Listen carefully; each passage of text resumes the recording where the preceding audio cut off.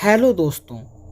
2 हफ्ते पहले ही एली और विल्सन की शादी हुई थी और विल्सन के एक दोस्त डेविड ने उन्हें एक बहुत ही खूबसूरत कार गिफ्ट किया था।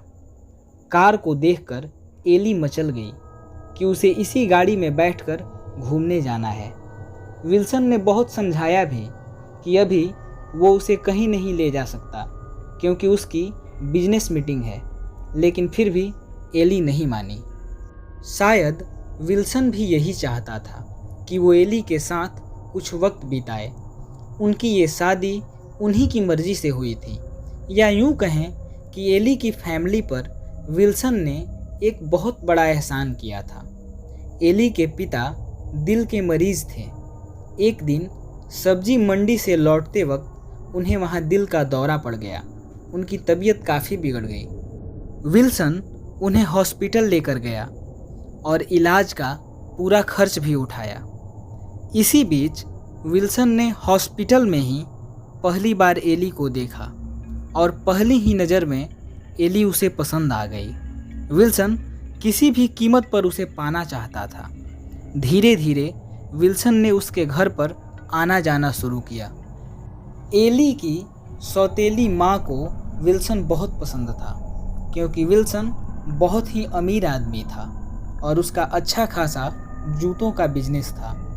एली की सौतेली माँ एक लालची किस्म की औरत थी। जब कभी भी विल्सन उनके घर आता तो वो एली, उसकी सौतेली माँ और उसकी सौतेली बहनों के लिए बहुत ही खूबसूरत जूतियाँ लाया करता था, जो एली को पसंद नहीं था, लेकिन उसकी सौतेली माँ और बहनों को बहुत पसंद था। उसकी सौतेली माँ का लालच देखकर विल्सन ने एक दिन उन्हें एक ब्लैंक चेक दे दिया और ये शर्त रखी कि एली से उसकी शादी करवा दें, और यदि उन्होंने ऐसा किया तो वो हर महीने ऐसे ही कई ब्लैंक चेक देगा। उसकी सौतेली माँ राजी हो गई और एली को भी उसके पिता की कसम देकर उसे भी शादी के लिए मजबूर कर दिया। कुछ ही दिनों बाद उन दोनों की शादी हो गई। विल्सन एली से करीब 10 साल बड़ा था। एली को वो कम ही पसंद था, लेकिन वो उसके एहसान के तले दबी हुई थी। उनकी शादी तो हो गई, लेकिन एली ने उसे अपने करीब तक नहीं आने दिया था। विल्सन भी उसकी हर बात मानने को तैयार था क्योंकि उसे अभी एली के दिल में जगह बनानी थी, तो वो उसकी हर बात मानने को तैयार था। आज शादी के 2 हफ्तों बाद भी विल्सन ने उसे टच तक नहीं किया था। इसी बात से खुश एली आज डेविड द्वारा दी गई कार में बैठकर विल्सन के साथ घूमने जाना चाहती थी। विल्सन भी उसके साथ घूमने को तैयार था।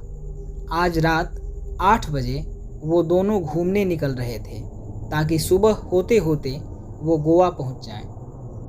उसी शाम विल्सन के दोस्त डेविड का कॉल आया। हेलो विल्सन, तीसरी शादी मुबारक हो ब्रो। ये कहते हुए डेविड हंसने लगा।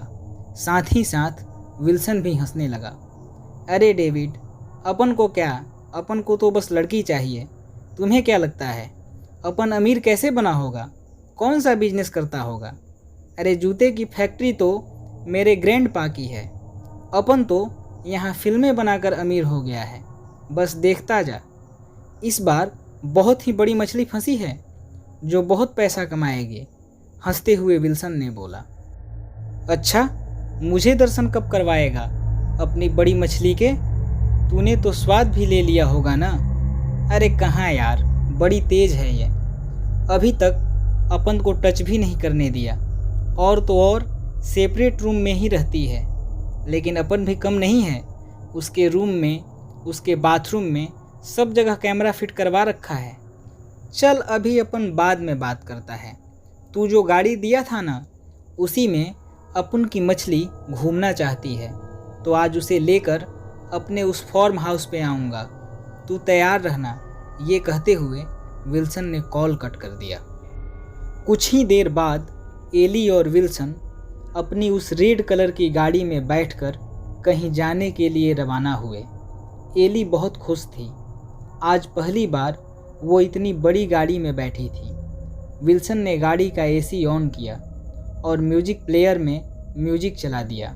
घर से निकलते निकलते ही उन्हें 10 बज गए थे। सड़कें एकदम सुनसान थीं और विल्सन अपनी गाड़ी स्पीड में भगाए जा रहा था कि तभी अचानक गाड़ी सीधे रोड से एक मोड़ की तरफ मुड़ गई।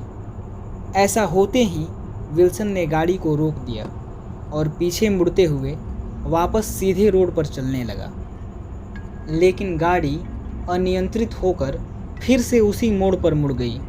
विल्सन ने सोचा कि शायद ये सब नशे के कारण हो रहा है। गाड़ी सीधी ही चल रही है, लेकिन उसे ऐसा लग रहा है। कुछ देर गाड़ी चलती रही, लेकिन अचानक ही एक जोरदार धमाके के साथ वो वहीं रुक गई। एली भी काफ़ी डर गई थी। विल्सन अपनी गाड़ी से उतरा और देखा कि गाड़ी का टायर पंचर हो चुका है। चारों तरफ कोई भी नज़र नहीं आ रहा था। वो पूरा रोड सुनसान पड़ा था। वो दोनों कुछ देर तक वहीं खड़े रहे। अचानक उसकी नज़र गाड़ी के पास ही दूसरे तरफ खड़ी डरी सहमी सी एली पर गई। उसे देखते ही विल्सन एक वहशी मुस्कान लिए उसकी ओर बढ़ा, लेकिन उसे कुछ याद आया। उसने गाड़ी से अपना एक वेब कैमरा निकाला और इस तरह गाड़ी पर फिट किया कि एली को न दिखे और रिकॉर्डिंग भी हो जाए। विल्सन एली की तरफ बढ़ा और एली विल्सन के सीने से आकर लग गई। बस यही फ़ायदा विल्सन ने उठाया और उसे अपनी बाहों में कसना शुरू कर दिया।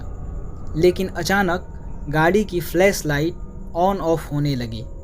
गाड़ी स्टार्ट हो गई और धीरे धीरे उनकी तरफ बढ़ने लगी। विल्सन तो अपनी ही मस्ती में था, लेकिन एली की नज़र गाड़ी पर गई। वो चिल्लाते हुए विल्सन को धक्का देकर उससे दूर हो गई और गाड़ी उन्हें पार करते हुए आगे निकल गई। विल्सन का नशा अपने चरम पर था। उसने फिर से एली को दबोच लिया, लेकिन अगले ही पल वो गाड़ी फिर से घूमते हुए आई और उसी रोड पर तेजी से उनकी तरफ बढ़ने लगी। लेकिन इस बार वो गाड़ी एक पेड़ से टकरा गई और बंद हो गई। गाड़ी के टकराने की आवाज़ से एली और विल्सन दोनों ही उसे देखने लगे। उस रास्ते पर बहुत बड़े बड़े पेड़ लगे थे। अचानक उन्हें लगा कि यहाँ इनके आसपास उन्हें कोई देख रहा है। विल्सन ने उन्हें आवाज़ भी दी, लेकिन कोई नहीं आया। विल्सन, मुझे बहुत डर लग रहा है। यहाँ कोई तो है, मुझे घर जाना है। चलो विल्सन, एली थोड़ा डरते हुए बोली। तुम मेरे होते हुए डर रही हो? विल्सन के होते हुए? डरो मत, कुछ नहीं होगा, एली को चूमते हुए विल्सन बोला। तभी अचानक उनके सामने एक साया आ गया। आखिर तुम यहाँ आ ही गए विल्सन, आज फिर एक नई मुर्गी को फांस लाए हो, वो साया गरजते हुए बोला। विल्सन उसे देखने की कोशिश करने लगा, लेकिन उसे उसका चेहरा नज़र नहीं आया। विल्सन, ये कौन है? तुम्हें कैसे जानती है? कौन हो तुम? सामने आओ, एली कुछ घबराते हुए बोली। तभी वो साया अपने रूप में आ गया।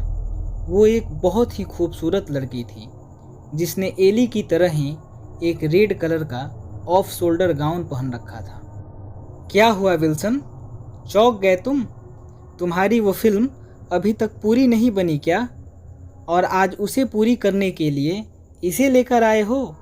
कौन सी फिल्म? ये क्या कह रही हो तुम? कौन हो तुम? जानबूझकर नाटक करते हुए विल्सन बोला। मुझे नहीं जानते तुम? मैं तुम्हारी दूसरी बीवी मैरी। भूल गए तुम? यहाँ इसी जगह तुम मुझे लाए थे और अपने दोस्तों के सामने मुझे खाने की तरह परोस दिया था तुमने। मैं चिल्लाती रही, लेकिन मेरी मदद करना तो दूर की बात है। तुम हंसते हुए मेरी इज्जत लूटते हुए देखते रहे और रिकॉर्डिंग भी करते रहे।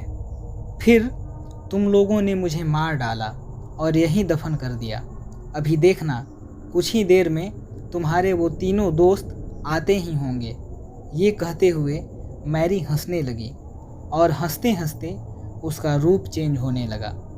अब वो उसी रूप में आ गई जिस रूप में उसे बेदर्दी से मारा गया था। जगह जगह से नोची हुई, एक तरफ से गाल पूरा लटका हुआ था, खून से सनी हुई। उसे देखकर एली बहुत डर गई। अचानक मैरी गायब हो गई। विल्सन उसे चारों तरफ खोजने लगा। कुछ ही देर में उसके तीनों दोस्त वहां आ गए और हंसते हुए विल्सन से मिले। डर के कारण विल्सन के मुंह से आवाज़ नहीं निकल रही थी, बस उसने एली की तरफ इशारा कर दिया। तीनों दोस्त एली की तरफ बढ़े और उसके कंधे पर हाथ रखा। एली उनकी तरफ पलटी। एली की आंखें लाल हो चुकी थीं और उनमें खून उतर आया था। बहुत शौक है न तुम्हें एक लड़की की इज्जत लूटने और उसकी फिल्म बनाने का? तो देखो, आज मैं खुद फिल्म बनाऊंगी और पूरा शहर देखेगा। एली खतरनाक आवाज़ में बोली। उसका पूरा चेहरा काला पड़ गया था और मैरी की तरह ही एक गाल लटक गया था। एली धीरे धीरे उनकी ओर बढ़ने लगी। वो सब भागते उससे पहले ही मैरी उनके सामने आकर खड़ी हो गई। उसे अपने सामने देख उनके पैर वहीं जम गए और वहाँ से भाग ही नहीं पाए। मैरी बनी एली उन्हें गुस्से में घूरने लगी और बोली, जो काम मैं जिंदा रहकर नहीं कर पाई वो अब करूँगी, अपने मौत का बदला लूँगी। ये कहते हुए एली ने अपनी आँखों से इशारा किया। तभी वो चारों एक दूसरे का कपड़ा फाड़ने लगे और एक दूसरे को नोचने लगे। वो बुरी तरह घायल हो गए थे। ये सब एली अर्थात मैरी के इशारों पर हो रहा था। तभी एली ने जैसे ही अपना एक हाथ उठाया और जोर से नीचे किया, वैसे ही विल्सन का एक दोस्त जोर से ऊपर की ओर उछला और सर के बल नीचे गिर गया। खून का फव्वारा फूट गया था और चारों तरफ मांस और खून ही खून बिखर गया था। पहला बदला कहते हुए एली हंसने लगी। एली ने फिर इशारा किया। तभी वो गाड़ी वहाँ से हिली और तेज स्पीड में आते हुए विल्सन के दोनों दोस्तों के ऊपर से 4 बार गुजर गई। उस रोड पर उनका कचूमर निकल गया था।